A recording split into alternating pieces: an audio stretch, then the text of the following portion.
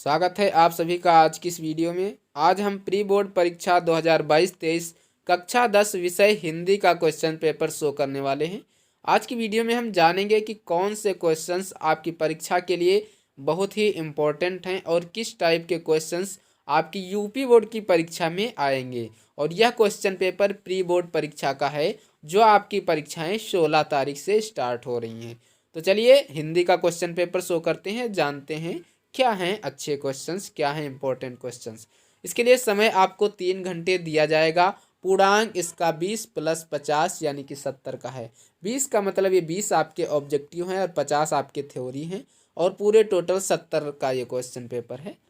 तो इसमें लिखा गया है कि नोट दिया गया है कि प्रश्न पत्र 2 खंडों का एवं खा में विभाजित है और खंड जो का में वस्तुनिष्ठ प्रश्न तथा खा में वर्णनात्मक प्रश्न है, ये आपको ध्यान रखना है।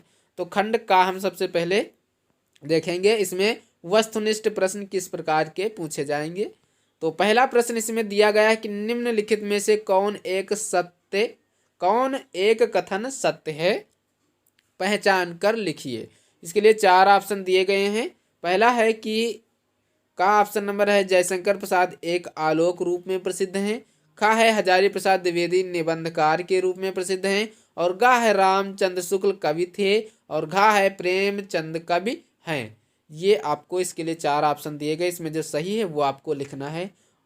तो इसका जो सही ऑप्शन है वो है ऑप्शन नंबर खा, हजारी प्रसाद द्विवेदी निबंधकार के रूप में प्रसिद्ध हैं। तो दूसरा प्रश्न है कि आचार्य रामचंद्र शुक्ल का जन्म हुआ है। ये आचार्य रामचंद्र शुक्ल का जन्म कब हुआ था ये आपको बताना है। तो इसका जो सही ऑप्शन है वो आपको है 1884 ईस्वी में। अगर आपने इसकी फुल डिस्क्रिप्शन वाली वीडियो नहीं देखी है, यानी कि जिसमें मैंने आपको फुल अच्छे से बताया है कि किस टाइप के क्वेश्चंस आपको पूछे जाएंगे, वो वाली अगर आपने वीडियो नहीं देखी है तो लिंक डिस्क्रिप्शन में है, वहाँ से जाकर आप उस वीडियो को देख पाएंगे और ये 20 क्वेश्चंस आप अच्छे से कर पाएंगे। इसके बाद तीसरा क्वेश्चन है आनंद कादम्बिनी के रचनाकार हैं, ये आपको बताना है। इसके लिए 4 ऑप्शन है। मैं आपको अब आंसर नहीं बताऊंगा क्योंकि आंसर वाली वीडियो आपको लिंक डिस्क्रिप्शन में दी गई है, वहां से जाकर इन 20 क्वेश्चंस का ऑब्जेक्टिव आप देख पाएंगे, इसका सही उत्तर पहचान पाएंगे। मैं आपको सिर्फ क्वेश्चन पेपर शो करवा रहा हूं और ये सारे क्वेश्चंस के आंसर आपको कमेंट बॉक्स में कमेंट करना है। तीसरा क्वेश्चन है आनंद कादम्बिनी के रचनाकार हैं, ये आपको बताना है। चौथा प्रश्न है मित्रता पाठ के लेखक कौन है, ये आपको बताना है। और पांचवा प्रश्न है जयशंकर प्रसाद की मृत्यु कब हुई। छठा प्रश्न है ममता पाठ के लेखक हैं ये कौन है। सातवां प्रश्न है तितली के लेखक कौन है। और प्रश्न नंबर 8 है कि कोस कोस पर पानी बदले 4 कोस पर बानी किस पाठ में आया हुआ है, ये आपको बताना है। और प्रश्न नंबर 9 है कि ईर्ष्या तू न गई मेरे मन से के लेखक का नाम बताओ, ये कौन लेखक हैं। और क्वेश्चन नंबर 10 है कि रामधारी सिंह दिनकर का जन्म हुआ था, ये कब हुआ था, इसका आंसर आपको बताना है। और 11 नंबर प्रश्न है रामधारी सिंह दिनकर का जन्म कहाँ हुआ था, इसका आंसर आपको बताना है। इसके बाद क्वेश्चन नंबर 12 है कि आदिकाल का समयावधि क्या है। 13 नंबर प्रश्न है कबीरदास किस शाखा के कवि हैं। और 14 नंबर प्रश्न है रीतिकाल के कवि हैं, रीतकाल के कौन कवि हैं, ये आपको बताना है।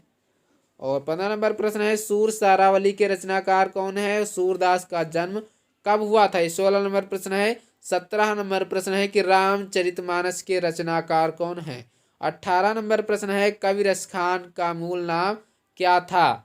19 नंबर प्रश्न है, 19 नंबर में है कि चींटी के रचनाकार कौन है, चींटी जो रचना है वो किसकी है। इसके बाद 20 नंबर प्रश्न है शांत गीत के रचनाकार हैं।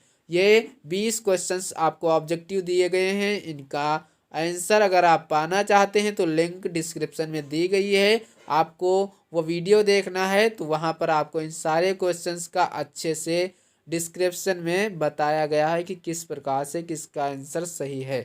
और अगर हाँ हमारी 30 दिन की जो वीडियो है, यानी कि पर डे आपको शाम 6 बजे 30 दिन की चैलेंज वाली वीडियो चल रही है, आपको प्रत्येक शाम 6 बजे आपको प्रत्येक उस लाइव क्लास में जुड़ना है, जहां पर हम 20 क्वेश्चंस आपके हाई स्कूल के ऑब्जेक्टिव वाले करवाते हैं।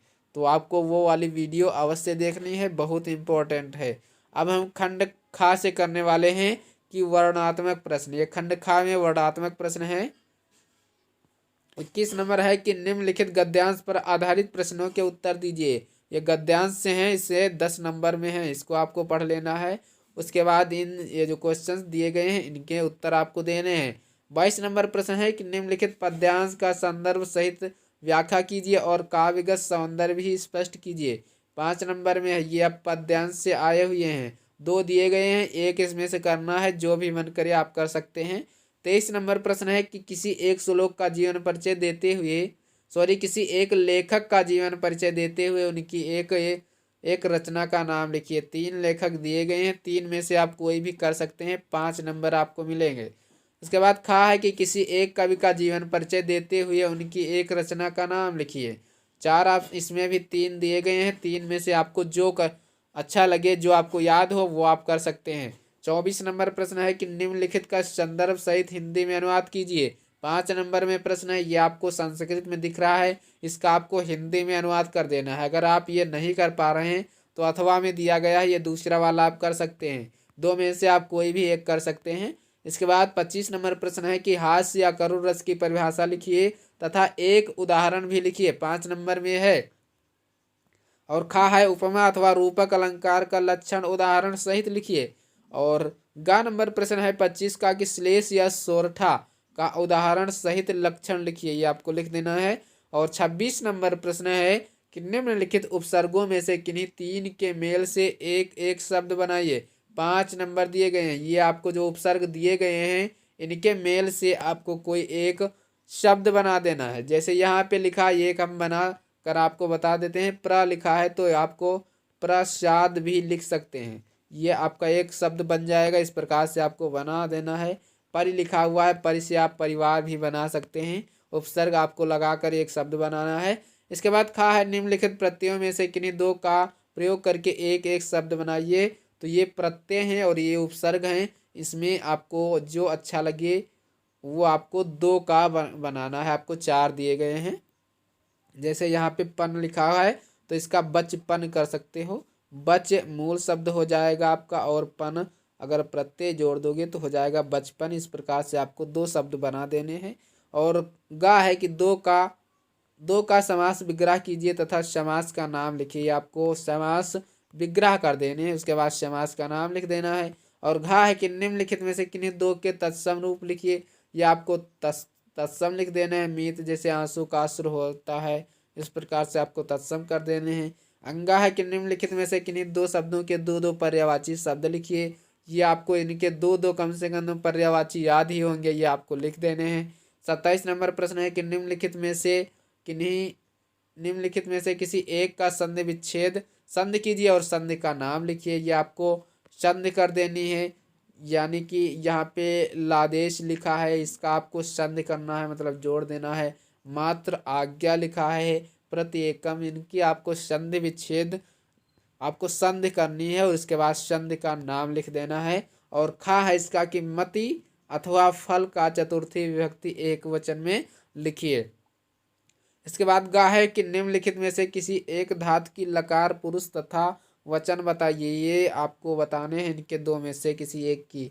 और उसके बाद घा है कि किसी एक का संस्कृत में अनुवाद कीजिए, 2 दिए गए हैं, 2 में से कोई एक आपको करना है। 28 नंबर प्रश्न है कि किसी एक पर निबंध लिखिए, 2 निबंध दिए गए हैं, 2 में से किसी एक पर आपको निबंध लिखना है, 5 नंबर में है। और 29 नंबर प्रश्न है कि मुक्ति दूत खंड काव्य के आधार पर किसी प्रमुख घटना का उल्लेख कीजिए, 5 नंबर में है। अथवा या में दिया गया है कि प्रथम सर्ग का सारांश लिखिए। तो ये था आपका कक्षा 10 प्री बोर्ड का क्वेश्चन पेपर। आशा करता हूँ आपको वीडियो बहुत पसंद आई होगी। वीडियो पसंद आई है तो वीडियो को लाइक करें, चैनल को सब्सक्राइब करें, अपने दोस्तों के साथ इस वीडियो को शेयर करें। मिलते हैं अगले वीडियो में कुछ नए क्वेश्चन पेपर के साथ, तब तक के लिए जय हिंद, नमस्कार।